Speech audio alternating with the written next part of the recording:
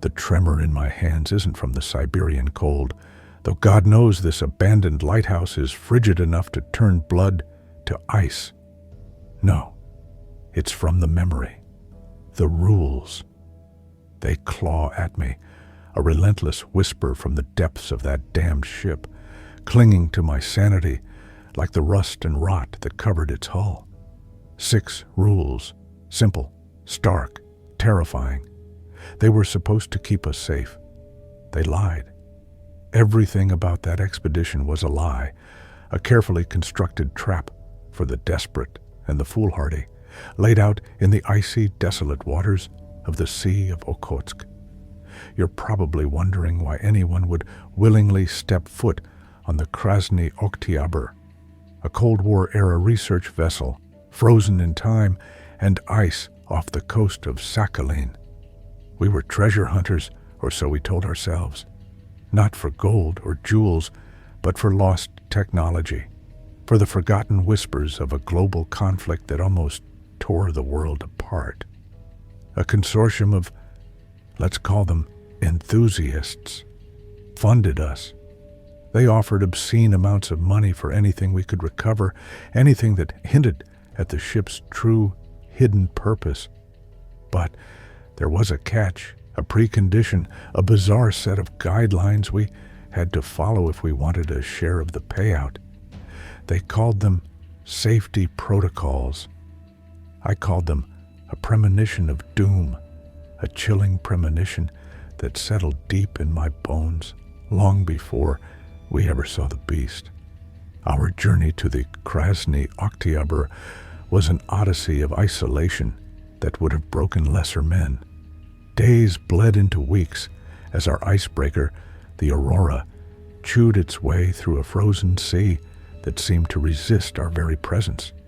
The landscape was a monochromatic hellscape, endless flat white stretching to a gray, perpetually overcast horizon. The air itself felt thin, sharp, scouring the skin and rattling the bones with a cold that seemed to originate not from the external temperature, but from a deeper, more primal chill. We were a team of 5. Volkov, our grim-faced captain, a man whose eyes held the haunted, distant look of a shipwreck survivor. Lena, the quiet, meticulous archivist. Markov, the engineer, a man of few words but steady, practical hands. And 2 others younger, whose faces I can still conjure, but whose names I now struggle to recall, erased by the trauma that followed. I was the lead documentarian, tasked with cataloging every rivet, every shadow, every inch of whatever horrors we might uncover. Hope, a fragile, almost pathetic thing, clung to us like condensation on the portholes, quickly freezing over and cracking. Each day felt like a step further from humanity, deeper into a desolate, unforgiving void. Then, through the swirling mists of a squall that seemed to rise from the depths of the frozen sea itself, she appeared. Not a ship, but a monument. A titanic steel leviathan locked in a glacial embrace. An ancient beast frozen in its death throes. Her mast, twisted and broken, was a skeletal finger pointing accusingly at the perpetually bruised sky. Her flanks were streaked with rust, like weeping wounds, the vast expanses of corroded metal groaning and shifting with every whisper of the wind, a sound like tortured souls. She was immense, silent, and utterly, terrifyingly still, a mausoleum floating on a sea of ice. The silence was the first thing that struck me, a heavy, absolute silence that seemed to swallow sound, punctuated only by the distant, mournful cries of gulls and the deep, resonant creak of the ice shifting around her. The air, even above deck, was thick with the scent of ozone and decay, metallic and sickly sweet, a smell that would soon saturate our clothes, our skin, our very dreams clinging to us like a shroud. It felt like walking into a crypt built of forgotten secrets, a tomb for something vast and unspeakable. Our instructions were simple. survey, and document, nothing more, nothing less. And always follow the rules. They gave us the list on a laminated card the morning we were to make the transfer from the Aurora to the Krasny Oktyabr. I remember the texture of the plastic, slick and cold against my fingertips, like a gravestone rubbed smooth by time and dread. Captain Volkov, his face chiseled from granite, his jaw tight, stood before us in the cramped mess hall, his voice like grinding gears as he read them aloud. Each rule landed with the weight of a decree, a prophecy of impending doom. But one rule, the very first, resonated with an ominous, chilling certainty that burrowed into my gut and festered there. Rule number 1. Never, under any circumstances, go below deck without explicit permission. He didn't elaborate, didn't say why, just that the lower decks were unstable, hazardous, off-limits. His words clipped, each one a stark, undeniable barrier. But the way his voice dropped on those words, the flicker of raw, primal fear in his eyes, the almost imperceptible tremor in his hand as he held the laminated card. It wasn't about unstable plating or gas leaks. It was something else, something alive down there, something that twisted and churned beneath the rusty deck plating. And every day, that unspoken threat grew heavier, pressing down on us, until the very air we breathed became a suffocating shroud of dread. The implication was clear. The ship held something they didn't want us to find, or rather, something they did want us to find, but only under highly controlled, extremely dangerous circumstances. The vast majority of the Krasny Oktyabr was, it seemed, a forbidden realm, a dark heart at the core of this frozen leviathan, untouchable and unknowable, yet pulsing with a silent, malevolent life. For the first few days, we meticulously followed our orders. We moved like ghosts across the upper deck, our boots crunching on frozen grit, our breath pluming in the frigid air like ghostly sighs. We documented the superstructure, the vast collapsed radar dishes, the skeletal remains of antennae, the communications arrays frozen into grotesque sculptures. The sheer size of the vessel was disorienting. It was a city of steel, silent and dead, yet it felt as if it hummed with a low, malevolent current. The wind, when it picked up, whistled through shattered portholes like a living lament, a chorus of forgotten screams. We found tools frozen to metal surfaces, their shapes indistinct beneath layers of hoarfrost, uniforms still hanging in abandoned crew quarters, charts laid out in the bridge, documenting voyages to places that didn't exist on any modern map. Everything was meticulously preserved by the deep freeze, a macabre snapshot of an emergency evacuation or a sudden, unexplained abandonment, as if time itself had paused in terror. We saw no signs of human life, past or present, beyond the ghostly traces left behind. Yet, the ship was never truly empty. There was a pervasive, unsettling feeling, a deep-seated hum, that I convinced myself was just the natural resonance of a massive steel hull in the wind. But it felt like a vibration, a low-frequency thrumming that seemed to emanate from below. A constant, almost subliminal pressure on the eardrums, a buzz behind the eyes. We found doors leading below deck, sealed shut with heavy-duty locks, or rusted solid, or, in one particularly disturbing instance, welded completely shut from the outside, as if someone had desperately tried to contain something within. Each sealed access point was another tantalizing question mark, another unspoken promise of the horrors within. The silence itself felt active, pregnant with unseen things, a living quiet that pressed against the eardrums, filling them with the echo of nothing. Sometimes, in the dead of night, huddled in our makeshift quarters, the cot hard beneath my aching back, I would hear it, a faint, almost imperceptible thump, thump, thump, deep within the ship's belly, like a colossal heart beating slowly, rhythmically, a monstrous pulse resonating through the cold steel. I'd try to rationalize it, shifting ice, thermal expansion, the settling of the ship, anything to dismiss the creeping dread. But the sound always felt intentional, a presence, a watchful, patient observer beneath our very feet. It wasn't just a sound, it was a pulse, a declaration of something vast and terrible existing just beyond our sight, a conscious rhythm.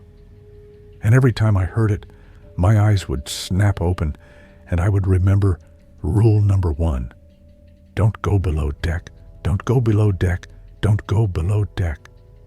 The words became a mantra against the encroaching darkness. This is where it all began, this slow, insidious creep of terror. The rules weren't for our safety. They were for something else entirely. They were a set of constraints to contain something that was already here. And if you're still watching, if you're still listening, I need you to understand. This isn't just a story. It's a warning, a desperate plea, because I followed the rules, mostly. And it wasn't enough. It was never going to be enough.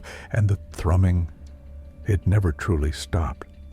It simply became part of the ship's insidious song, a lullaby of dread, a constant low hum that became the soundtrack to our slow descent into psychological torment.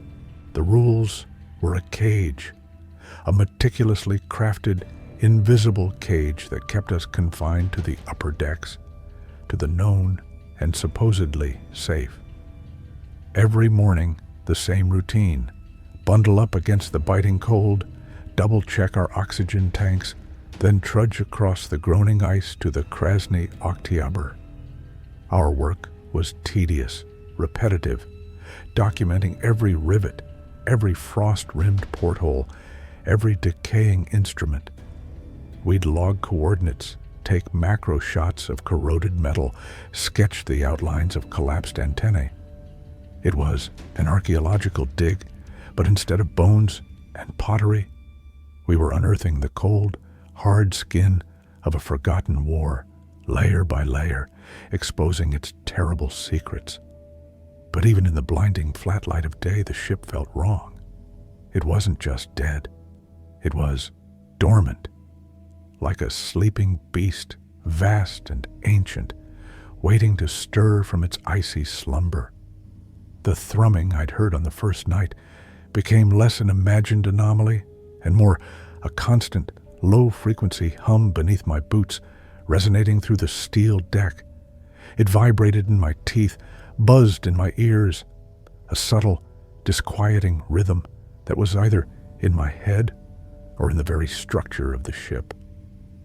I started taking my boots off at night just to feel the absence of that vibration, but it still lingered, a phantom ache in my bones, a deep-seated hum that had seeped into my very marrow, making me feel as if I were part of the ship itself. Lena, the archivist, was the first to show the strain. Her usual quiet meticulousness began to fray at the edges. Her movements grew sharper, her eyes shadowed. She'd jump at sudden noises, a gust of wind rattling a loose hatch, the distant groan of ice shifting, her eyes darting nervously towards the shadowed openings that led below deck, as if expecting something to emerge. Once, I found her staring, transfixed, at one of the welded-shut hatches, her face pale, her lips moving silently as if she was arguing with an unseen presence. When I called her name, she startled, spinning around with a gasp, then quickly composed herself, muttering about the cold. But I saw it, the tremor in her hands, the sweat beading on her forehead despite the sub-zero temperatures.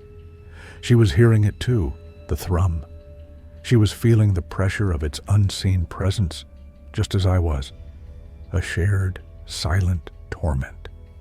Then came rule number 2. Volkov called us together again, his voice flat, devoid of its earlier, almost theatrical solemnity, now simply a weary pronouncement.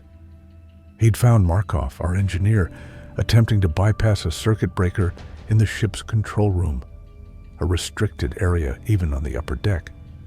Markov, with his practical, problem-solving mind, couldn't abide the dead power.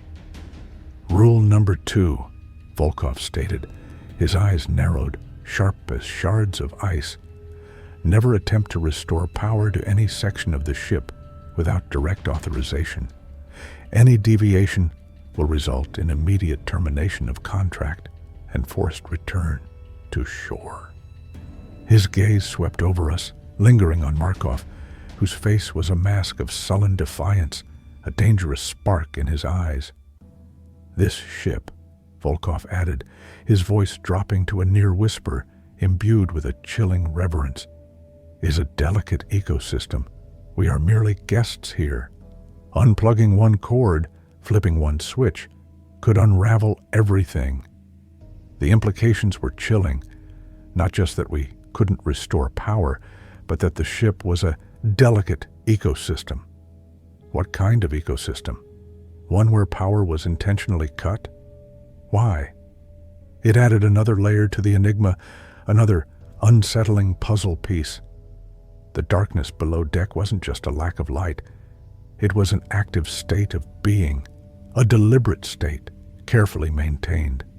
And the aurora, our lifeline, seemed further away with every passing day, a distant, shimmering mirage on the horizon, too far to reach. We were alone, truly alone, with a dead ship that felt horribly, unnervingly alive. The air grew heavier, thick with unseen presences, a suffocating weight. The lack of light below deck meant our flashlights were our only solace, our fragile beams cutting through an absolute, crushing blackness, a darkness that seemed to swallow light itself. Sometimes, working in the shadow of a colossal, ice-sheathed radar dish, its frozen skeleton reaching into the gray sky, I'd catch a flicker of movement at the periphery of my vision, deep within the ship's structure. A shadow, darker than the shadows, that would vanish the instant I turned my head, leaving only the cold, unyielding steel. My heart would hammer against my ribs, a panicked drum in the oppressive quiet. I'd try to rationalize it. Ice melting, settling, an optical illusion caused by strain and fear, the tricks of a tired mind. But the feeling of being watched was constant, a prickle on the back of my neck that no amount of self-talk could dislodge.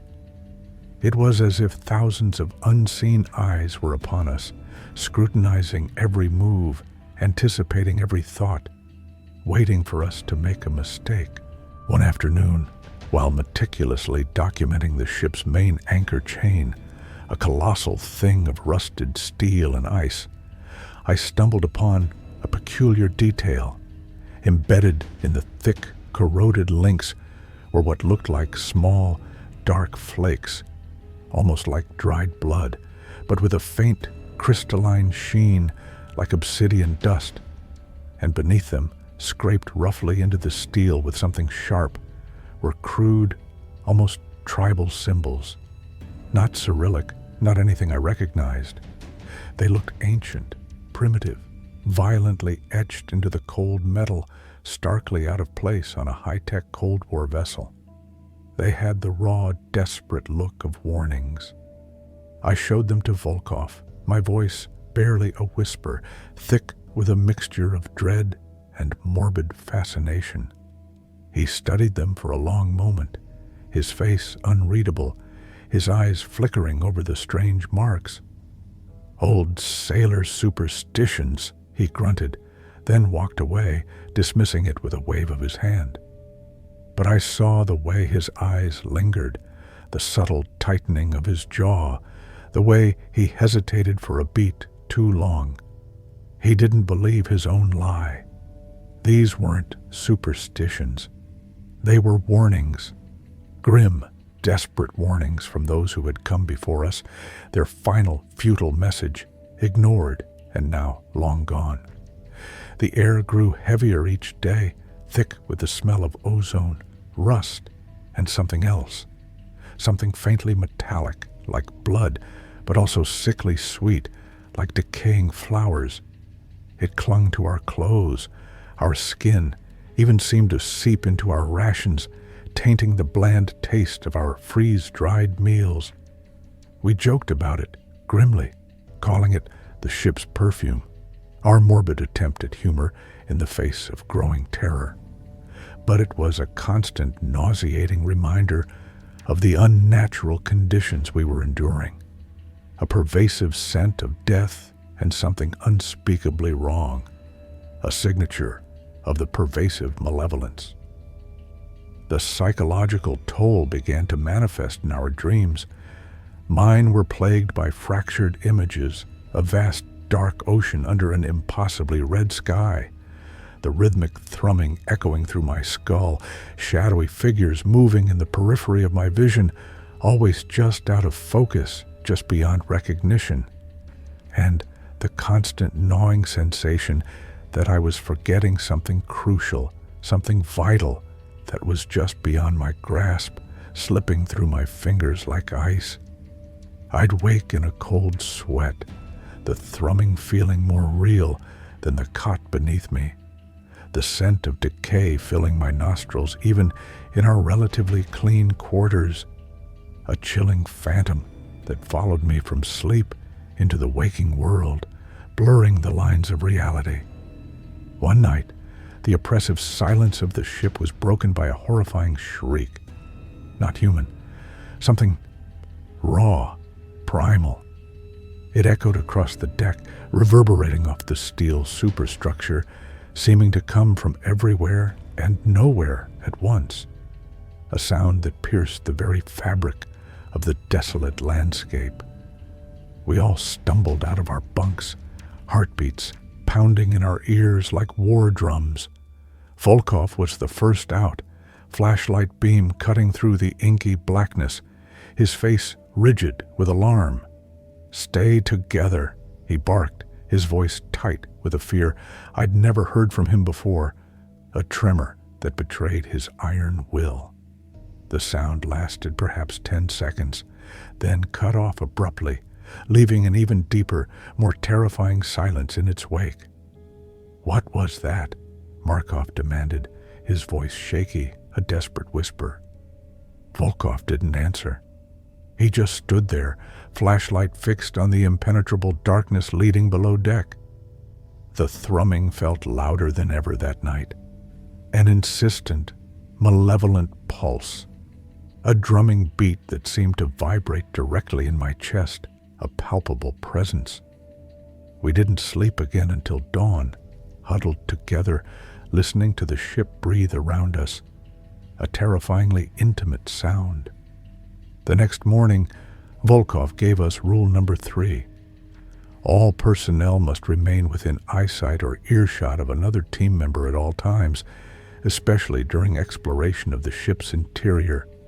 No solo excursions. This rule, unlike the others, was explicitly about our safety, but it was also about control. It was about containing whatever was down there, keeping it from picking us off one by one, isolating us, devouring us. The shriek had changed something. It had validated our unspoken fears, turning abstract dread into concrete terror. Whatever was below deck wasn't just a rumor or a bad feeling. It was real, and it was waiting. It was actively hunting. Our work became a frantic, desperate race against an unseen clock. We were no longer simply documenting. We were searching frantically for some clue, some explanation, anything that could tell us what this ship was, what it housed, what it truly intended. The consortium's financial incentive felt less important than the primal urge to understand, to uncover the source of the dread that now seeped into every waking moment, every thought. But every new discovery, every strange anomaly, only deepened the mystery, adding more layers to an already impenetrable enigma. The thrumming grew more insistent, the shadows more defined, the sense of an unseen presence more pervasive, more pressing. The ship was not just a vessel, it was a mausoleum, a prison, and we, its unwitting, terrified occupants, trapped within its steel confines. And below deck, in the crushing, absolute darkness, something stirred, something that listened, something that waited, something that knew us. The shriek was a turning point. It had torn the veil of our scientific detachment, exposing the raw animal fear beneath. From that moment, the Krasny Oktyabr ceased to be an object of study and became, unequivocally, a living, hostile entity. The hum, the thrumming, which I had tried to dismiss as internal vibration, now felt like a predatory purr, a low, guttural growl that reverberated through the very steel beneath our boots, a sound that seemed to emanate from deep within the earth itself. Every creak of the hull, every whistle of the wind through broken windows, morphed into a whisper, a promise of something unspeakable, a terrible invitation. We clung to rule number 3 like shipwrecked sailors to a piece of flotsam. No one went anywhere alone. Our small team, once professional and reserved, became a huddle of terrified individuals, bound together by a shared, unspoken dread. We ate together, worked together, even slept in shifts. One of us always awake, listening, straining to identify the source of the omnipresent thrumming, to decipher its terrible language. The 2 younger crew members, their resilience having worn thin, were particularly affected. They spoke less, their eyes wide, and perpetually fixed on the sealed hatches, as if expecting them to burst open at any moment, disgorging unimaginable horrors.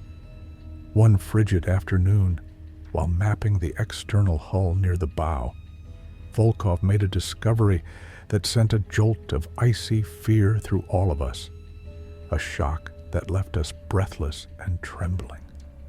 Etched into the thick, ice-encrusted steel, beneath layers of rust and grime that spoke of decades of abandonment, was a series of symbols identical to those I'd seen on the anchor chain. But these were larger, more pronounced, etched with a desperate, savage energy, and surrounded by what looked like dried, dark streaks. They were undeniably blood, and scrawled directly below them in crude, hastily applied paint, as if in a dying frenzy, was a single, chilling word in distorted Cyrillic: Zhivoy, alive. Volkov just stared at it, his face drained of all color, the usually stern lines of his mouth slack, with a terrifying realization that mirrored our own. He didn't need to translate it for us. The implication was obvious, brutally clear. This wasn't just a ship. It was a prison, or a tomb, or both. The blood, the symbols, the word alive. It painted a horrific picture of whoever had last been on this vessel, frantically trying to warn the world, a desperate final plea echoing through the frozen decades, across the empty, desolate ocean. That evening, a fierce blizzard descended. Whiteout conditions obliterated the horizon, turning the world into a featureless, swirling vortex of white. The aurora became a distant, theoretical possibility, a flickering hope in an impossible distance. We were cut off, trapped, The wind howled like a banshee, rattling the entire ship, magnifying every groan and creak, every metallic lament of the straining hull. We huddled in our quarters, the single electric heater doing little to combat the pervasive cold that seeped into our bones, a cold that felt sentient, alive. The thrumming from below deck intensified, no longer a subtle vibration, but a deep, resonant pulse that shook the very floor beneath our feet, a powerful, rhythmic beat.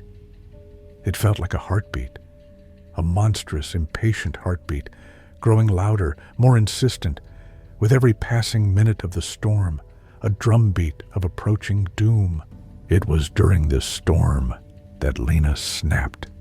She had been quieter than usual, withdrawn, sketching feverishly in her notebook, her pencil scratching frantically across the pages. Suddenly, she screamed, a guttural, primal sound that cut through the storm's roar, a sound of pure, unadulterated terror. She pointed a shaking finger at the far wall of our communal cabin, where a small, rusted porthole was barely visible through the thick layers of ice. "Do you hear it?" she shrieked, her eyes wide, glistening with tears, darting frantically. "The singing. It's singing. It's so beautiful and so hungry." We heard nothing but the storm, the howl of the wind, the creak of the ship. Volkov tried to calm her, to hold her, but she recoiled, scrambling backwards until her back hit the cold, unyielding wall, her breath coming in ragged gasps.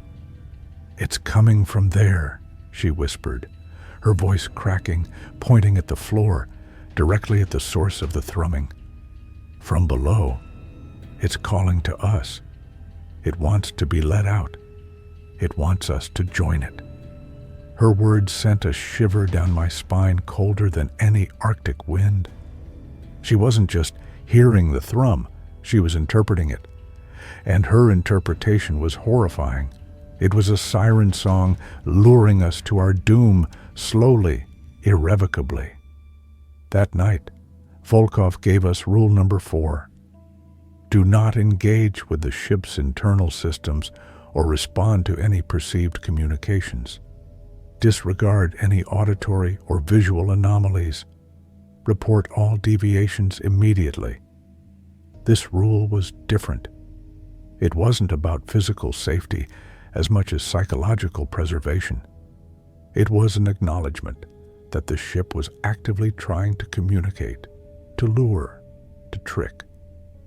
Volkov's face was grim, etched with lines of profound exhaustion, his eyes holding a haunted, knowing look, as if he wrestled with his own terrifying visions. He had heard the singing too, or something like it. He was trying to protect us from the ship's insidious whispers, from its tempting, terrifying call that promised oblivion. The effect of Rule 4 was paradoxical.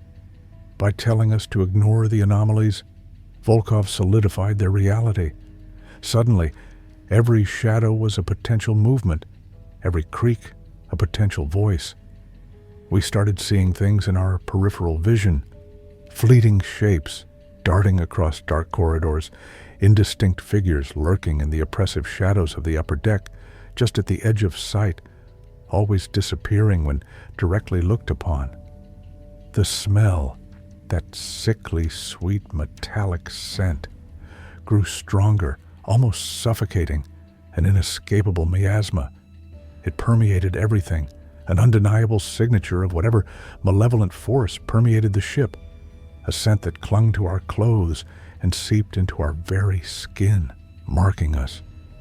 Markov, ever the pragmatist, his mind always on function, found a way to bypass one of the welded hatches on the upper deck, leading to a small, abandoned storeroom.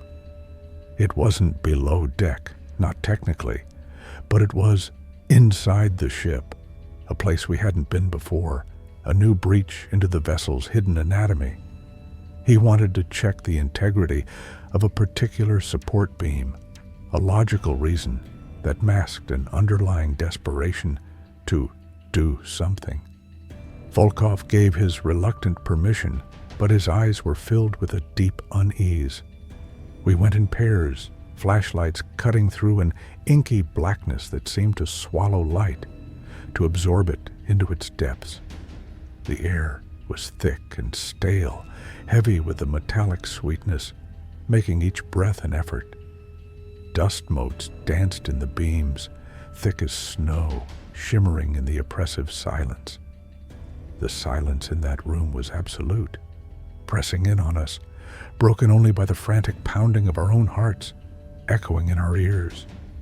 In that storeroom, we found nothing of note, just rows of empty crates, rusted tools, and a thin, unsettling layer of something like dry, dark dust on everything, a film of decay.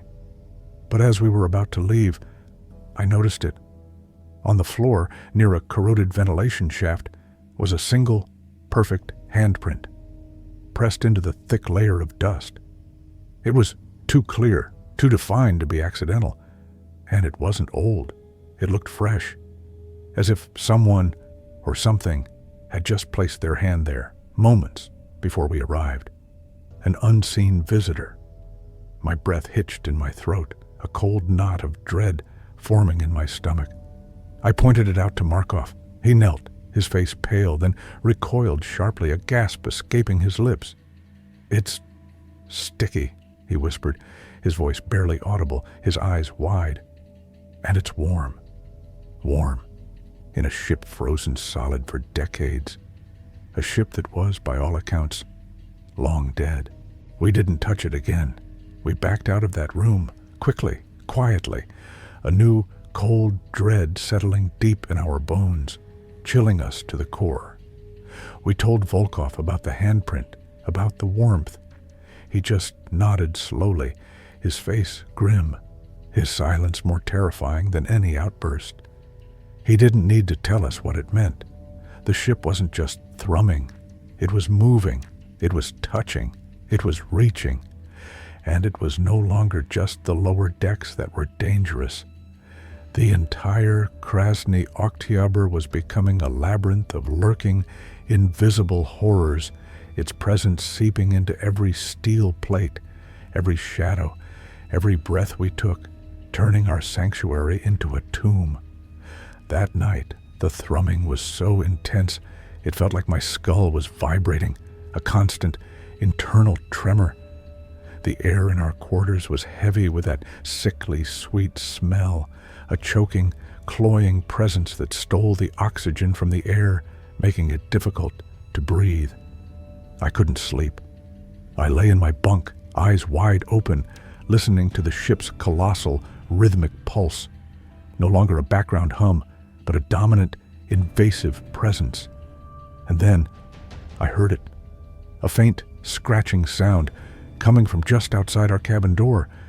A slow, deliberate drag like heavy claws on rusted metal. A sound that seemed to scrape against my very soul. It was moving around the perimeter of our room, testing the boundaries, a terrible, unseen presence. And then it stopped, directly outside the door. I held my breath, every muscle tense, my heart threatening to burst from my chest, a frantic bird trapped in a cage. I heard a soft, wet thump, and then nothing. Only the thrumming, only the slow, deliberate pulse of the ship, now a malevolent lullaby, a promise of what was to come. In the morning, before anyone else was awake, I crept to the door. My hand trembled as I reached for the cold steel. I put my ear to it. Nothing.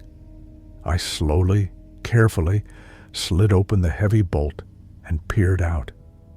The corridor was empty, but on the floor, directly in front of our door, was a long, dark streak, like a trail of viscous fluid glistening faintly in the weak light of my headlamp. And at the end of it, undeniable, horrific, was a single, shriveled, blackened thing. It looked like a finger, a human finger, but horribly distorted, elongated, ending in a sharp, blackened nail. It was covered in the same dark, sticky substance that had been on the handprint, and it pulsed faintly, rhythmically, in time with the thrumming from below. It was an offering, a gruesome, terrifying gift, a warning, a taste of what awaited us. I slammed the door shut, my stomach lurching, bile rising in my throat. I didn't tell anyone what I'd seen. I couldn't. It was too much. The ship was not just alive. It was aware. And it was leaving us gifts, warnings, perhaps even invitations. The lines between what was real and what was imagined blurred with every passing hour. We were trapped in a steel coffin, miles from civilization, with an entity that grew stronger, more pervasive, with every thrum, every creak, every horrifying whisper.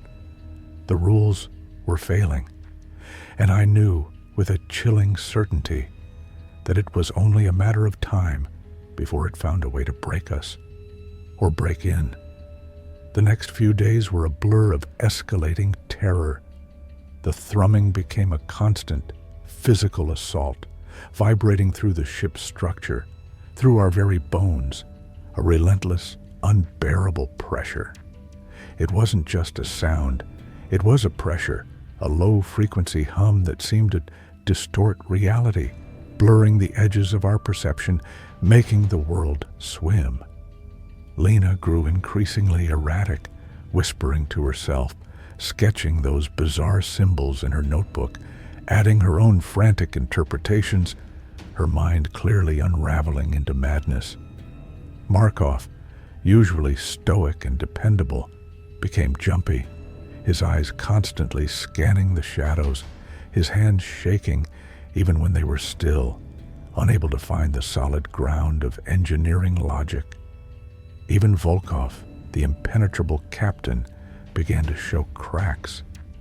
His face was gaunt, his eyes bloodshot, his movements stiff with a weary resignation that spoke of lost hope.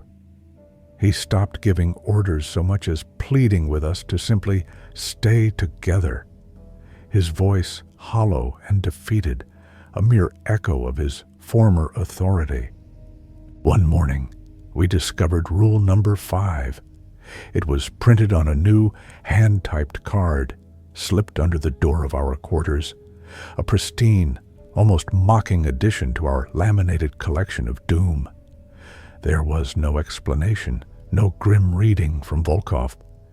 It simply appeared, like an ominous decree from the ship itself, left for us to find a new, cruel twist of the knife, designed to deepen our despair. Rule number 5. Under no circumstances are any personal belongings, equipment, or recovered artifacts to be left unattended anywhere on the ship. What is left becomes part of it. The message was chillingly clear. The ship was absorbing, consuming, integrating. And it wasn't just steel and ice. It was taking something from us, our very essence. Our very possessions were not safe. Markov lost a compass, not just misplaced, but gone. A brand new, high-grade compass, essential for our mapping and navigation. We searched our entire quarters, every pocket, every bag, a frantic, desperate search. Nothing. Then, a day later, we found it. Embedded in the deck plating, near one of the sealed hatches, like it had melted into the steel. A horrifying, impossible fusion. But it wasn't melted. It was fused. The brass casing had taken on the rust-streaked texture of the ship's hull, the needle frozen, pointing straight down into the deck, an arrow to the very source of our torment. And around it, faintly, were those same dark, crystalline flakes I'd seen on the anchor chain. It was proof. The ship was consuming. It was digesting. And the implications were horrifying. If it could do that to metal, to complex instruments, what could it do to flesh? What could it do to us? The final 2 crew members, the younger ones, they buckled first. their faces pale and drawn, their eyes wide with perpetual terror, haunted by unseen things. They began seeing things, much like Lena, but more vividly. They swore they saw shadowy figures moving in the periphery, heard whispers echoing their names from empty corridors, tempting them, beckoning them, promising release.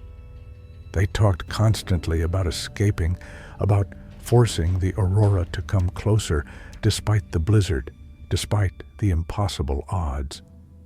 Volkov tried to reason with them, to bring them back from the precipice of madness, but their fear had curdled into a dangerous desperation, a frantic, suicidal need to flee, to escape the steel coffin. One night, the thrumming became a violent shudder. The ship groaned, a sound like a dying beast, a cacophony of twisting metal and deep, resonant pain that tore through the air. We were thrown from our bunks, sprawling on the cold floor. Alarms blared, not from our equipment, but from deep within the Krasny Oktyabr itself, a piercing, mechanical shriek that vibrated in our teeth, rattling our very bones. We scrambled to our feet, disoriented, terrified. A single, powerful jolt shook the entire vessel, a final, violent spasm, then silence. An absolute, suffocating silence. Even the thrumming stopped. It was worse than the noise. The sudden absence of the thrum, the complete cessation of all sound, was profoundly unnatural. A void that pressed in on us from all sides, a deafening nothingness. Volkov, flashlight beam cutting a desperate swath through the sudden, absolute darkness, checked the main power conduit we were drawing from. Dead. Our primary and secondary lights flickered, then died, plunging us into an inky blackness lit only by the faint glow of our headlamps, which seemed to mock the enormity of the darkness around us, small, pathetic beacons against an all-consuming void. "What was that?" Markov hissed, his voice trembling, raw with fear, a choked whisper. The ship. It just died. But it hadn't died. It had merely gone quiet. It was waiting. It was listening. It was Lena who screamed, not the high-pitched shriek of fear, but a guttural, despairing wail that tore from her throat, a sound of utter, hopeless anguish. Her flashlight beam, erratic, swung wildly across the far wall of our quarters, illuminating something that made my blood run cold, turning it to ice in my veins. There, scrawled on the steel bulkhead, covering one of the small, rusted portholes, were dozens of those ancient tribal symbols, etched with a manic intensity. And beneath them, traced in something that looked disturbingly like dried blood, fresh and gleaming, was the final rule. Rule number 6. Rule number 6. Never allow it to know you are listening. Never allow it to know you are afraid. It is always listening. It is always hungry. As Lena finished reading it aloud, her voice breaking, dissolving into choked sobs, a new sound began. Not the thrumming. This was different. A wet, dragging sound, slow and deliberate, coming from the corridor just outside our door. It was heavy, like something immense being pulled across rusted metal, something slithering, squelching, leaving a viscous trail. And it was getting closer, the sound magnifying in the profound silence. The smell, that metallic, sickly, sweet scent, grew overpowering, burning my nostrils, filling my lungs. It was thick, cloying, like breathing liquid fear, a tangible presence that made my eyes water and my gorge rise, suffocating me. "It's here," Markov whispered, his voice devoid of all hope, a mere breath of sound, a surrender. It came up. We heard a series of soft, wet thumps against the door. Not violent, not trying to break in. It was like something was pressing against it, feeling, testing. Then a low, wet gurgle right on the other side, a sound that was undeniably breathing. Deep, viscous breaths filling the silent corridor, expanding, contracting, a monstrous respiration. Volkov, his face a mask of primal terror, pushed us backwards, away from the door, away from the encroaching horror. His eyes, wide and haunted, met mine, filled with a desperate, unspoken plea, a silent sacrifice. "Don't listen," he rasped, his voice barely a whisper, ragged with suppressed panic. "Don't be afraid." He pulled out a flare, thumb fumbling with the ignition, his hand trembling uncontrollably, the light a desperate hope against the all-consuming darkness. And then, a sound that will haunt my nightmares until the day I die, the soft, fleshy squelch of something sliding under the door, a thick, wet, scraping sound as if something impossibly wide was forcing its way through an impossibly small gap, tearing its own flesh to reach us. And then, silence. A profound, terrible silence, the calm before the storm. The last thing I saw before Volkov ignited the flare, bathing the cabin in a blinding crimson light that seemed to scream defiance, was a long, dark, glistening tendril, thick as a man's arm, snaking across the floor towards Lena's feet, its surface slick and impossibly black, its tip searching. What happened next? I don't remember clearly. It's a fractured nightmare, a chaotic kaleidoscope of terror and agonizing sensory input. A flash of red light, a scream, Lena's, then another, high and desperate, cut short with a sickening wet choke, a sound of gurgling finality. A scramble, the sounds of tearing, wet and sickening, of snapping bones and viscous suction. The stench of decay and something else. Something indescribably foul, a smell of pure, unholy corruption, filling the air, burning my lungs. I remember Volkov pushing me, shoving me towards the emergency hatch, his face contorted in a silent plea, a desperate sacrifice, a final act of humanity. I remember Markov's desperate, choked cry, his hand reaching out, then falling away into the darkness, swallowed by it. And then I was outside, scrambling across the ice, the blizzard a merciful shroud, the aurora a barely visible distant beacon through the swirling snow, a fragile promise of survival. I don't know how I made it. I don't know if anyone else did. I ran until my lungs burned, until my legs gave out, until the cold threatened to claim me completely, until the sounds and smells of the Krasny Oktyabr faded into the roaring wind. They found me incoherent, frostbitten, screaming about a singing ship and rules that devoured men, clutching that laminated card.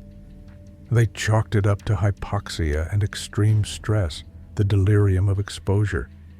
They found the Krasny Oktyabr weeks later, still locked in ice, still silent, still imposing. They sent in a recovery team. They found nothing, no bodies, no signs of struggle, just a perfectly clean ship, as if it had simply swallowed them whole, dissolved them into its very structure, leaving no trace, except for one thing. On the main deck, near the abandoned control room, they found a single, tarnished, laminated card. On it, only one word remained legible, burned into the plastic as if by intense heat. A brand, a claim, Zhivoy. Alive. The Krasny Oktyabr is still out there, frozen, silent, waiting. And I'm still here, a survivor, but forever tainted by its presence. The thrumming never truly left me. It's a phantom vibration in my skull, a constant reminder of that colossal, malevolent heart, beating somewhere far away, yet intimately close within me. The metallic, sweet smell sometimes fills my nostrils when I'm alone. In the dark, a sickening phantom scent that drags me back to the icy decks, to the screams. I hear whispers in the wind, in the groan of old houses, in the creak of the floorboards, always on the edge of comprehension, just out of reach. I see shadows in my peripheral vision, just beyond the reach of my turning head, shapes that hint at impossibly long limbs, at things that slither and consume, always watching, always waiting. I made it out, but I never truly escaped. This lighthouse, this barren, isolated place, is my own prison, my own safe distance from what I know still exists, my solitary vigil against the return of the nightmare.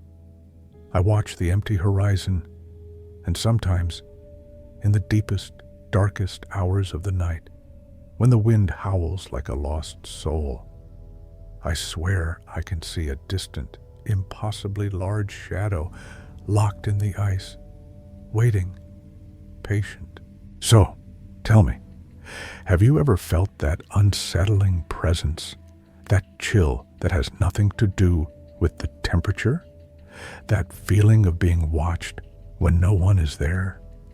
The world is full of forgotten places, abandoned things, and some of them, they hold on to more than just memories. They hold on to something that lives, something that consumes. If you've ever had an encounter with the unexplained, with something that defied all logic and left you with that gnawing dread, share it in the comments below. Let's talk about the things that truly scare us, the things that lurk beyond the veil of our understanding, the entities that exist just beyond our senses, waiting for us to let down our guard. Perhaps, just perhaps, by sharing these stories, by speaking the unspeakable, by bringing these horrors into the light, we can understand a little more about the darkness that surrounds us and the darkness that lies within. Remember, sometimes the scariest stories are the ones that never truly end. And speaking of understanding, before you venture into the unknown, ensure you have the best tools to navigate it. You need something reliable, something that won't give out when you need it most. That's why, if you're heading anywhere remote, anything off the grid, you need to check out Sponsor Name.